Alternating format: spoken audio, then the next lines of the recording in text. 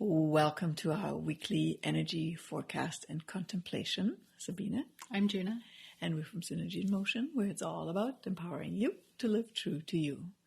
And like every week, we bring you a piece of wisdom based in human design, the zodiac, and the I-Ching, also inspired by the gene keys. Mm-hmm. And this week, we're taking our wagon into abundance.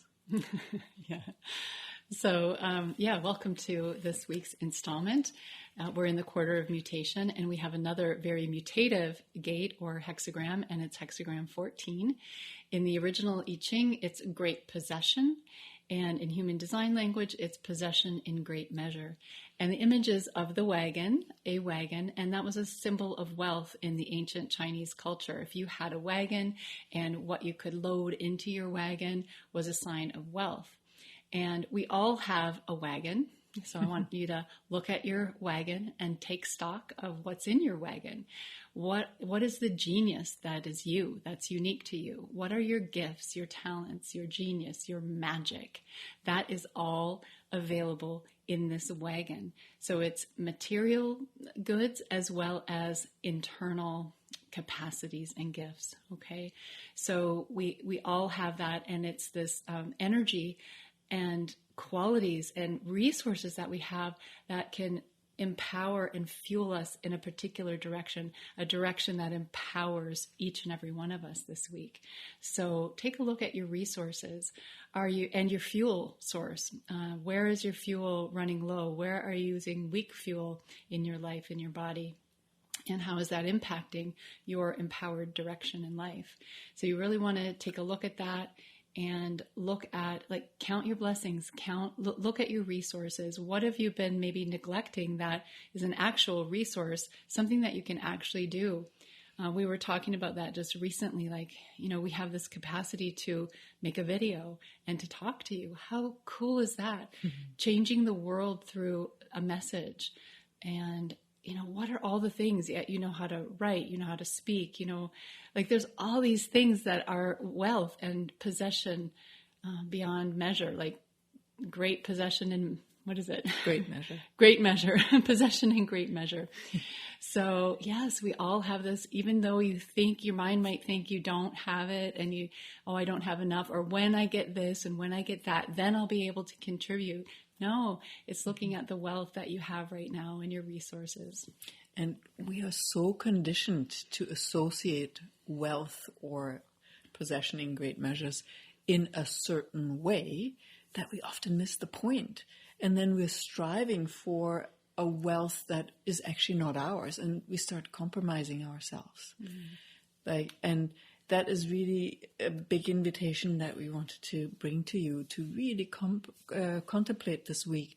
Where are you compromising yourself? How are you compromising yourself? Are you trying to keep the peace? Or do you stay in a situation that is long overdue to change, to mutate, because you're scared of the unknown? And really check in with yourself. Are you trusting your own inner knowing and then following through with it? Or are you just ignoring that and saying, yeah, that's too uncomfortable, or I'm not sure?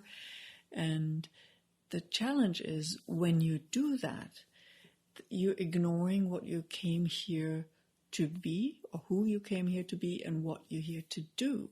So, for example, I always love that example because it tickles me. If I would have started a career as a prima ballerina because my parents did that, they didn't, right? That would have been conditioned, and I would have tried and tried and tried, and I am 99.999% sure I would not have succeeded, and it would have been a very frustrating life for me. But speaking with you and loving people, those are gifts that I come naturally with, and thus it is very easy for me to have that sense of satisfaction and be able to actually use my tools in my life that is built for exactly the tools that I have, to use it in a way that actually creates change, that actually creates what I desire. And it also allows me to really discover more and more of who I am.